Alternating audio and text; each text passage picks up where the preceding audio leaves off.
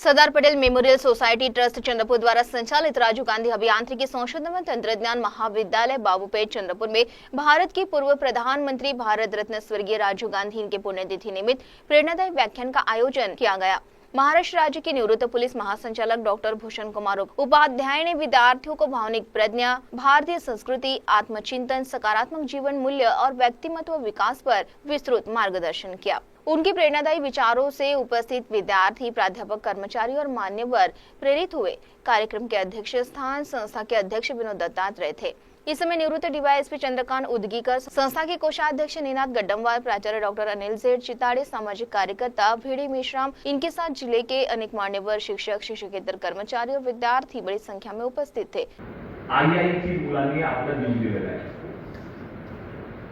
आज आपला जो यूथ आहे तो फार हुशार आहे, त्याला तंत्रज्ञानाची माहिती आहे, त्याचे आयक्यू फार आहे, त्याला सोशल मीडियाचे एक्सपोजर आहे, पण एक पोलीस ऑफिसर म्हणून आणि योगाच्या अभ्यासक म्हणून मला असं वाटते की आज आपला यूथ भावनिक प्रज्ञेमध्ये मागे झालेला आहे। भावनिक प्रज्ञा जो आहे, इमोशनल इंटेलिजन्स जो आहे, हा जर माणसाकडे नसेल तर माणूस कितीही तेज असेल, माणूस कितीही इंटेलिजन्स असेल, माणूस किती अभ्यास केला असेल, तो आपल्या जीवनामध्ये सफल होऊ शकत नाही।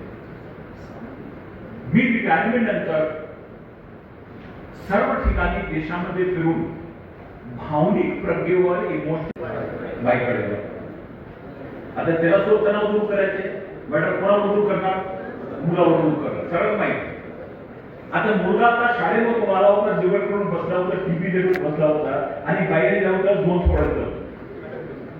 आता मुलगा तणाव करतात, अरे आईने काही केलं नाही, मी आता शाळेमधून आलो, आता टीव्ही बघतो, जेवण करून का तुम्ही मारले?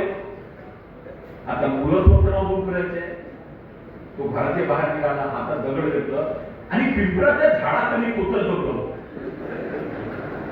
त्याला जाऊन तुम्ही जोरात थांबला। आता कुत्रा म्हटलं, तर या मुलांनी काय केलं नाही, भूकवडी का मारला मला?